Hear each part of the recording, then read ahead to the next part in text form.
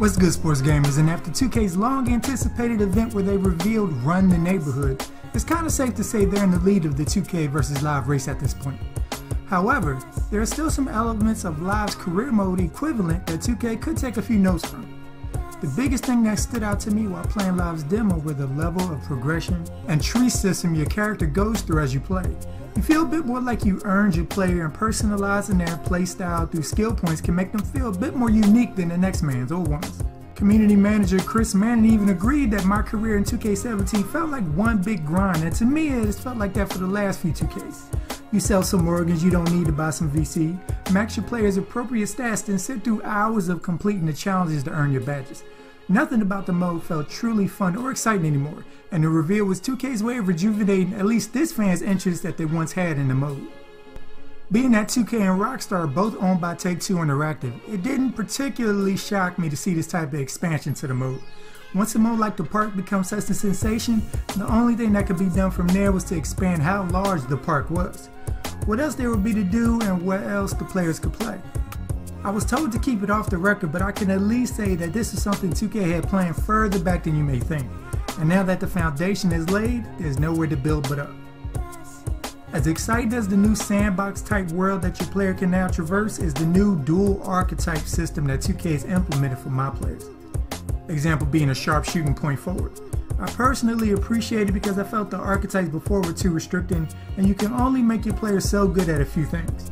If you choose to be a slasher, you couldn't even think about taking a corner through unless you were wide open. Memorized your release last week, had corner specialists, catch and shoot, and no lag whatsoever. Although your maximum skill caps will now be slightly lower than someone who is a pure version of that archetype, you'll now have at least some freedom to be good at a different combination of skills. And I'm pretty sure me and many other players' first mod players this year will have a hybrid archetype for that exact reason. All that combined with the idea of a semi-open world and a chance to get your name up in the community? Let's just say it's hard to imagine too many people will be spending more of their time on NBA Live after September 15th. Now, while at the event they didn't show what the story of my career itself would look like this year, but I think that may have been on purpose. Last year so much emphasis was put on Michael B. Jordan's feature, and we all remember the infamous Spike Lee joint. This year it seems like it's all about running the neighborhood for real.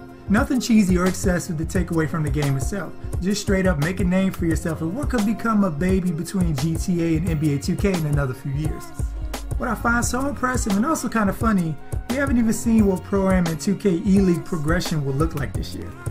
This one reveal has started so much chatter and casted such a large shadow, we've almost forgotten everything else 2K has going on, from all-time teams to my team and Pro-Am.